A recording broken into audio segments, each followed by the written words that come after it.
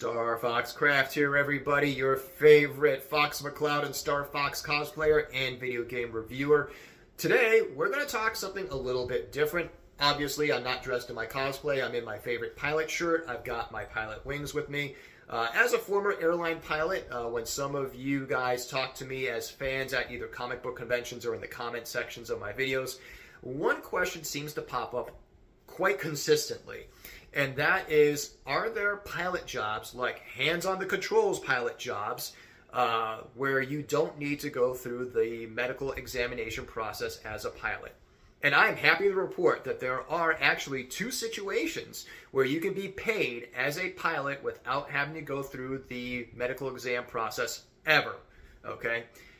So first, before we discuss that, let's discuss kind of why someone might want to skip over the FAA first, second, and third class medical exam stuff. We'll discuss the two jobs that are available, and then why 2026 is a great time to get into some of these opportunities. So first and foremost, why might someone want to skip the FAA medical examination process? So to hold different levels of pilot certificates and exercise those privileges, there's three aviation medical exams: first, second, and third class, obviously. Some out there, maybe you've been on medications, maybe you're misdiagnosed with something as a younger kid, maybe you've got some kind of heart issue that prevents you from passing an FAA medical exam. So those are reasons. There's a plethora of other medical reasons why someone might not be able to pass an FAA medical exam, but they still want to fly aircraft, and they're still perfectly safe and capable and healthy enough to do so. So that brings us to the two pilot jobs that are available. What are two things you can do as a pilot without an aviation medical, or without having to go through the medical process at all? And the two jobs are this. First is commercial glider certification with a flight instructor add-on, and the second one is as a light sport pilot instructor, or just sport pilot instructor nowadays. So let's go into the specifics of gliders, and then we'll talk about the light sport aircraft pilot licensing and flight instructor certification process. Excuse me. So for commercial glider certification, FAA Part 61 Subpart F goes into commercial glider certification. Essentially, as a commercial glider pilot, you can take people up on tours. Pretty cool. But you open up yourself to more opportunity if you also get your flight instructor add-on to your commercial glider license, so you can teach people how to fly gliders. So that's one opportunity. You can make money as a pilot without having to go through the aviation medical exam process. The second one is Sport Pilot CFI, Sport Pilot Certified Flight Instructor. So for that, that is going to be FAR, Federal Aviation Regulation Part 61, Subparts J and K for your Sport Pilot and your Sport Pilot Instructor add-ons. Now, as a sport pilot aircraft are generally propeller-driven, single-engine aircraft.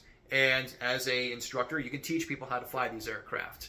Now, prior to what I'm going to talk about next, there was a heavy restriction on the type of aircraft you could fly as a sport pilot. There were what was considered an additional category called light sport aircraft, and you were restricted to flying those. However, as of October 2025, we're going to our next point now, which was why 2026 is a fantastic time to get into this. As of October 2025, the FAA passed what's called Mosaic, which is essentially just a modernization of the sport pilot licensing and certification process for both pilots and aircraft.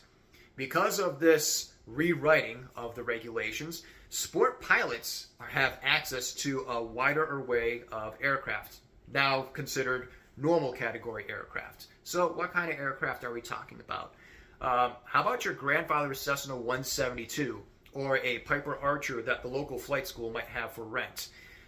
As a sport pilot, you now have access to those normal category aircraft, which also means as a sport pilot instructor, you can conduct flight instruction in those aircraft. Granted, you can only teach up to sport pilot privileges. So that's pretty awesome. If you don't want to get into the aviation medical side of things and you just want to fly airplanes, not deal with the medical side of stuff, you can make money as a sport pilot instructor flying pretty standard aircraft. Now, there are obviously restrictions on the aircraft you can fly, and those can be found in 61 CFR 61 Part 316 of the Federal Aviation Regulation. Essentially, you're restricted to single-engine piston aircraft that have 4 seats maximum total and have a stall speed of 59 calibrated knots, maximum stall speed of 59 calibrated knots in the what's called the clean configuration. So there you have it. You can fly and get paid to fly without having to go through the aviation medical certification process, and you can be a glider instructor or a sport pilot instructor. So hopefully that answers a lot of you guys' questions out there. So next time you see me at a con, we can talk about that a little bit more and go into the specifics, because yeah, the aviation regulations are pretty thick and hard to understand. So thank you guys for watching. If you're interested more in learning to fly and flying content, let me know. I can always add that stuff into the channel, and I'm happy to talk about it, especially with my 20 years of experience in the aviation industry. So until next time, everybody, good luck.